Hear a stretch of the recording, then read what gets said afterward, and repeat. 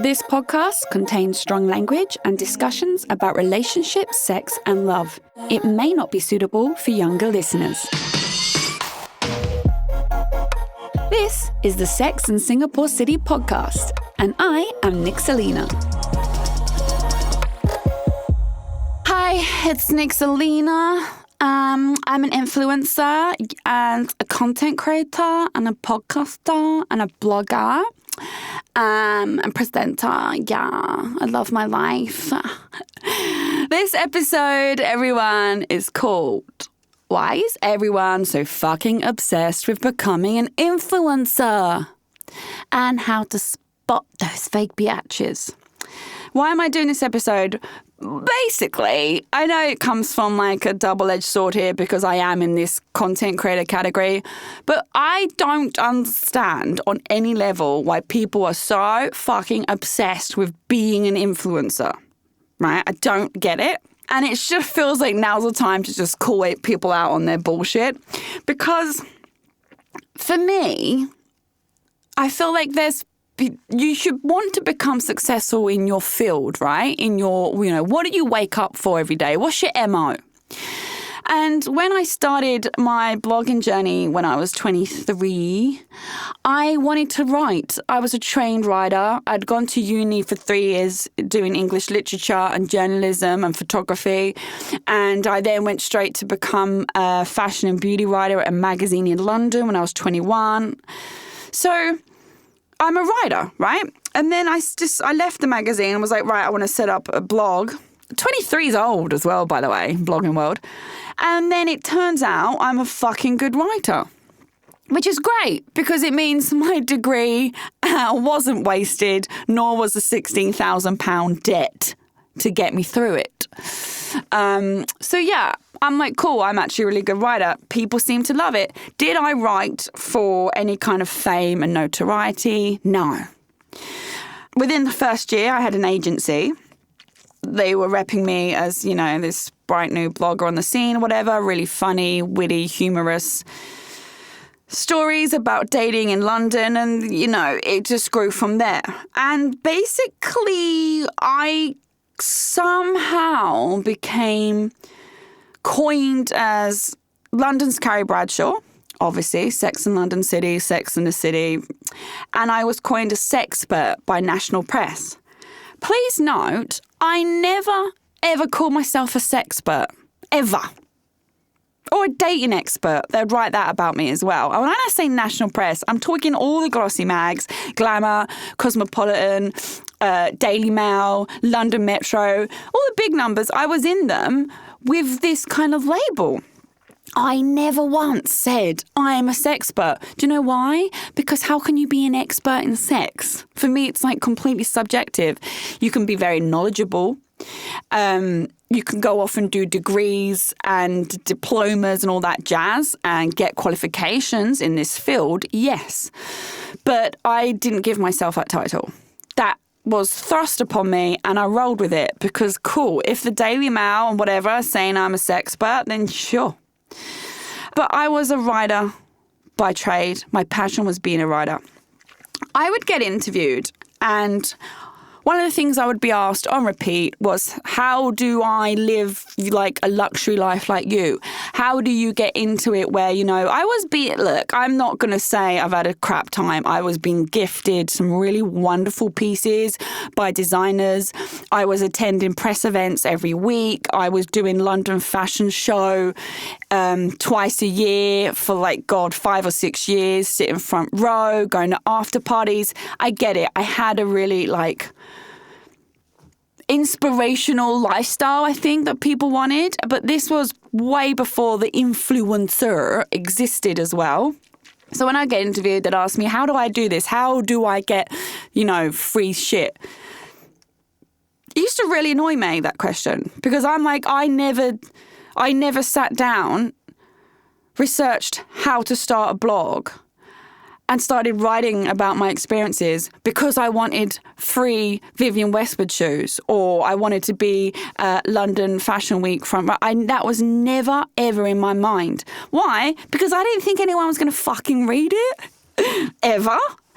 And I didn't do it I wrote because I love to write. It's the same way I paint. I don't paint because I want someone to have it in their hallway. And I don't paint to become some Instagram artist. I paint because I like the art of painting. I like doing it. That's the same with writing. And it made it feel like what I was doing, the end goal was to have some notoriety, to be the famous sex blogger of London, to be the one at the shows, to be papped by magazines. That wasn't it. Was it a wonderful life? Yeah. Did I enjoy it? Yeah. Am I proud of myself? Yeah. I did it all on my own. I did it whilst having a full-time job as well. Look, this is not a circle jerk of Nix. There is a reason why I'm telling you this backstory, okay?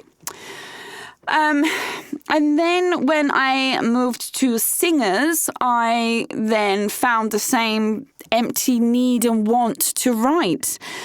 I just missed writing, and I had to drop Sex and London City because the current magazine I was at saw it as a conflict of interest. Okay, yeah, fair. So I stopped writing what I wanted to write for a good 2.5 years, and I fucking missed it. So as soon as I left the magazine, I was like, I want to bring my brand here.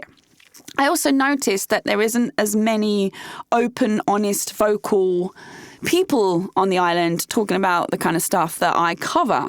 So I was like, I feel like it could work. Or I get deported. Thank fuck it's the first option. But it was never, again, for me to be receiving press drops at my door, for me to go to press events. I did all that at the magazine as well. It's a wonderful, wonderful life. But that's not my ultimate goal. My ultimate goal is to create. Then, thank God, my producer found me and said, hey, have you considered a podcast? I think you've got really niche stuff. And I went and had a chat with Splice Studios, and yeah, the rest is history there. And now my podcast is in all the roundups. I'm in Vogue, CNA, Tatler, Elle, Straits Times. What? Did I start a podcast because I was like, one day I will be in Vogue? No, I fucking didn't. I did the podcast because someone else saw a talent in me, thank God, and because you guys actually listen, thank God. But I had no idea. I could have bombed. I could have done 4 weeks of podcasting and been like, should we call it a day? Because awkward. And luckily, it went the other way. I don't really like calling myself an influencer, and I'd like to make it very clear that it's not... I don't just sit on a mic and talk shit, and I don't take to my laptop and write crap. Everything is researched, and everything has come from like a decade of experience. It's not something, I haven't picked a random I want fashion products sent to my house, so I'm going to talk about fashion. When you've got no knowledge, there's nothing there. There's no substance. That's not what I've done. In the last X amount of years, everyone suddenly fucking become obsessed with being an influencer, being a content creator. And I just can't wrap my head around it because I look at some of these profiles and I'm like, what? What's your core? What's your MO? What are you doing? And it feels like these days, any girl or guy can take selfies and call himself an influencer.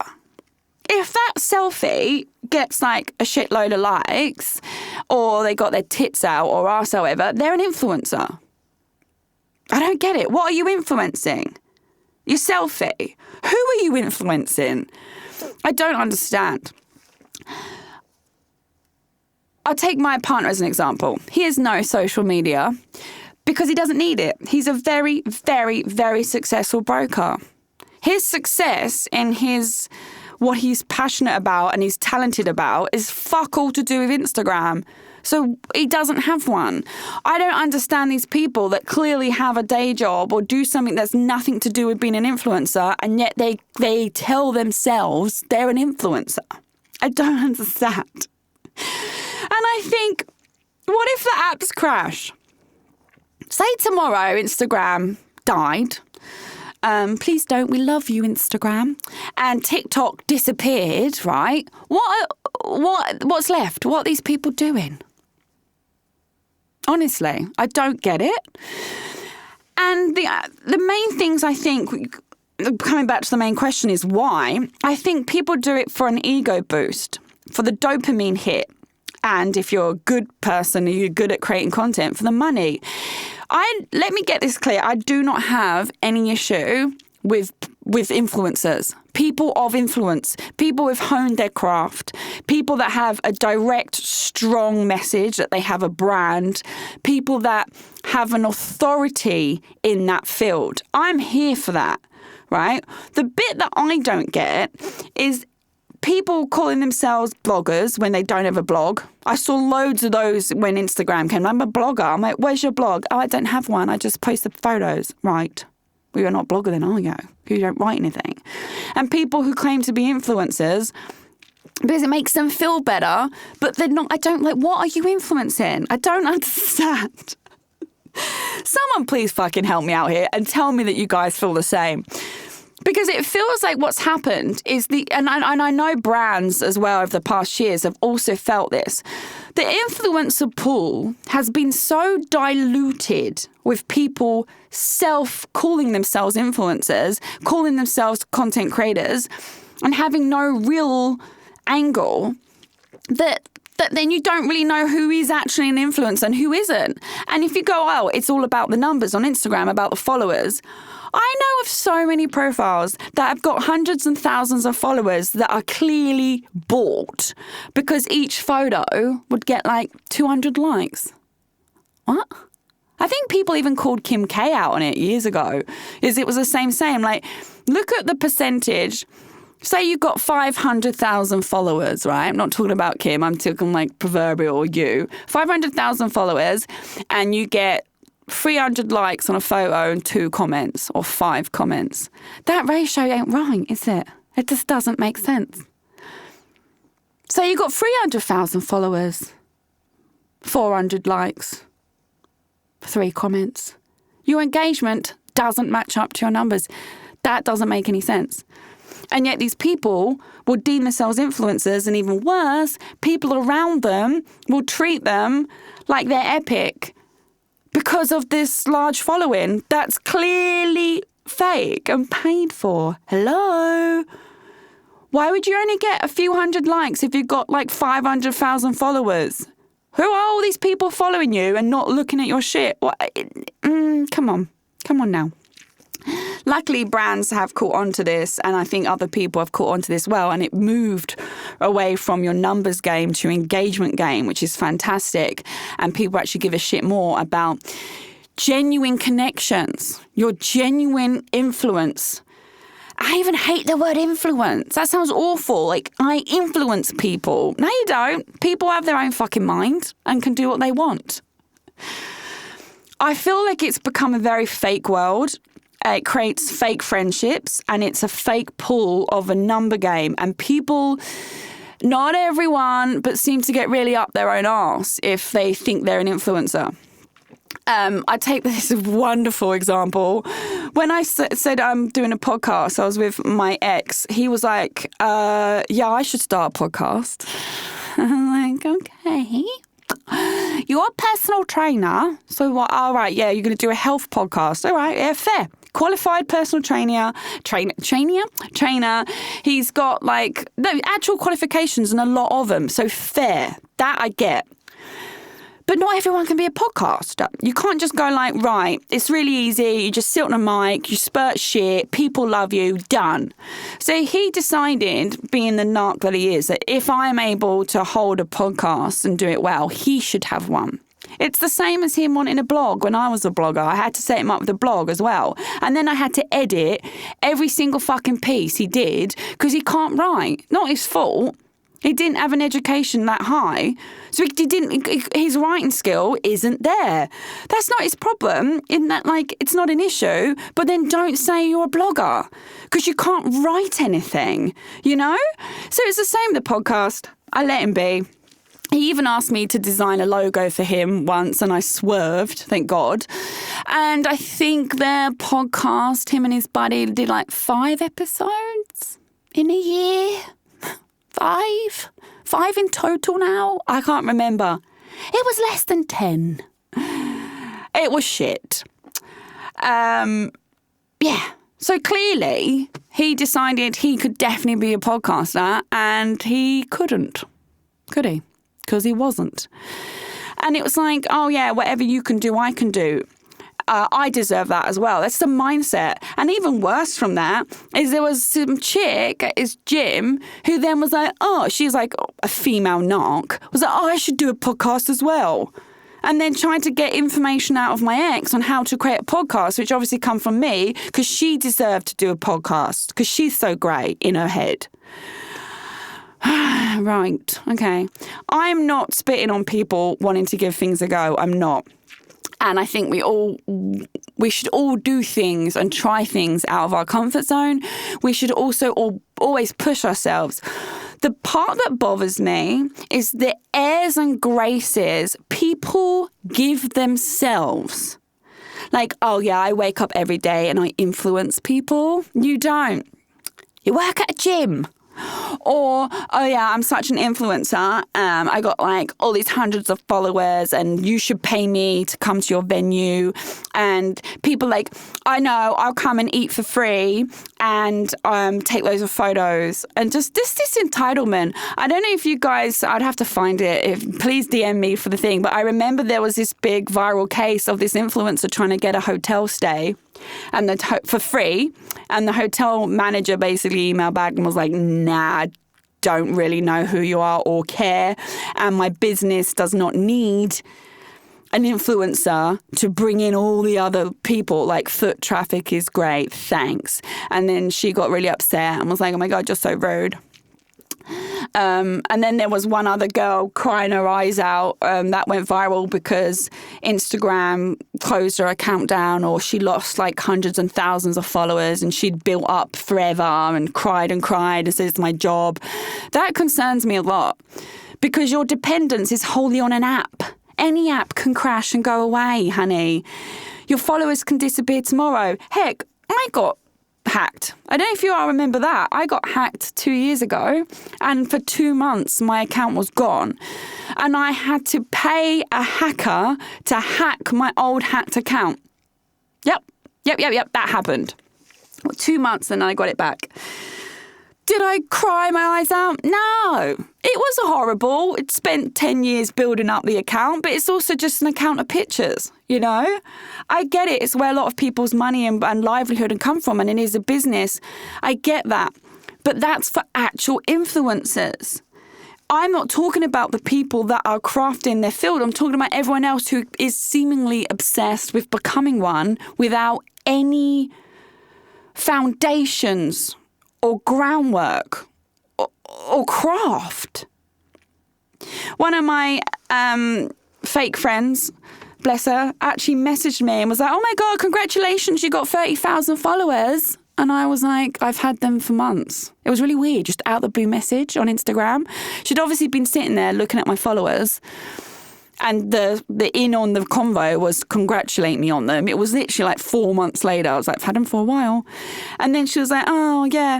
Anyway, I just don't know how to get, above 10K. I don't know how to get my followers up. Basically, please help me get my followers up. How did you do it? That was her friend conversation. She basically was just putting a shoe in to talk about herself and focus on getting her own page up. Yeah, I was like, well, I've been doing this for a decade and I have a brand. Like, it's hard work. Actual influencers, people that are in the business of content creation, fuck me, YouTubers, I don't know how they do it. The way they create the videos, the craft, the way they do it every week. Like, there's this fucking awesome influencer, Bailey Siren. She does murder, mystery, and makeup. I'm addicted to her channel. Addicted. She does the most incredible makeup.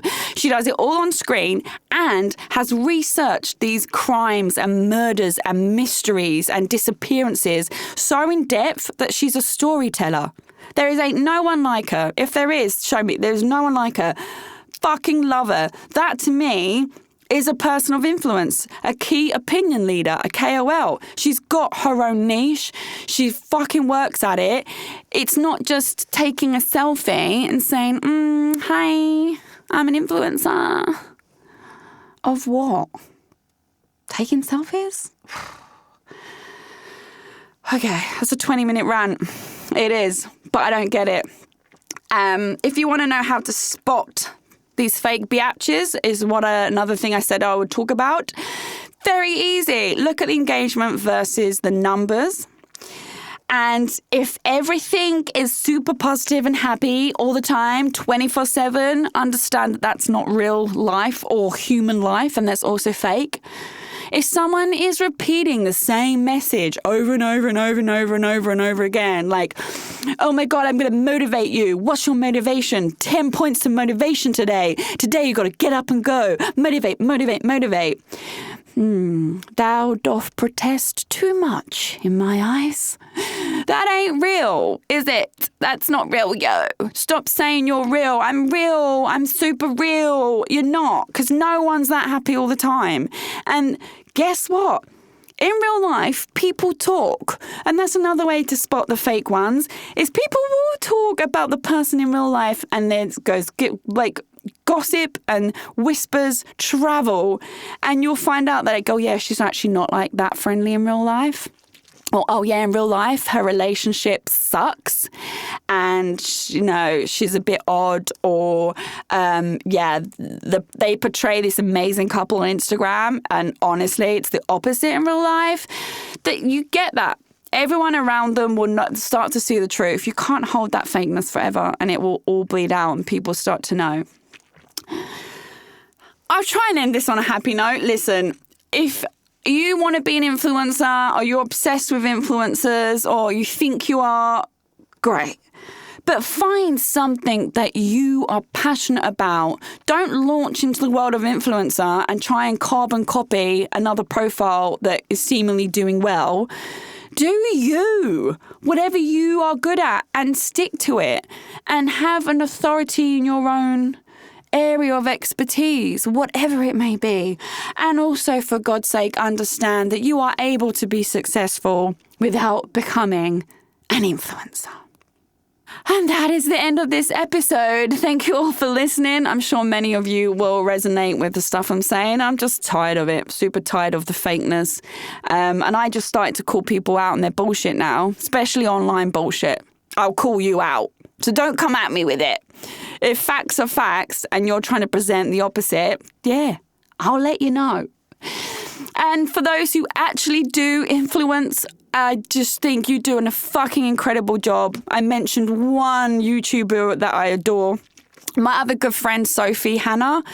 Please check her out on Instagram and TikTok. Her makeup on TikTok is insane. She does the most incredible Halloween looks, and she did the Grinch for Christmas, and I am gobsmacked at the artistry, the skill, the timing, the voiceovers, the everything. Fantastic. Like, one of the best people to follow. Those I am down with. People that really worked fucking hard. Good on you. For other people that just want the fame and the ego boost, have a day off, would ya? Thanks for listening to the Sex and Singapore City podcast. This episode was produced and hosted by me, Nick Selena, and recorded at the Splicecast studio in Singapore. I'm available to listen to on Spotify, Apple Podcasts, Google, and all major podcast listening apps. Do subscribe to enjoy a new episode every Monday evening. Please do give me a 5-star review. It helps other people also find my podcast. For more awesome content and features to read, you can check out my website, sexandsingaporecity.com. That's sexandsingaporecity.com. I'm also on social media. Simply search at Nixalina, Nixalina, to find me. Don't be shy, come say hi.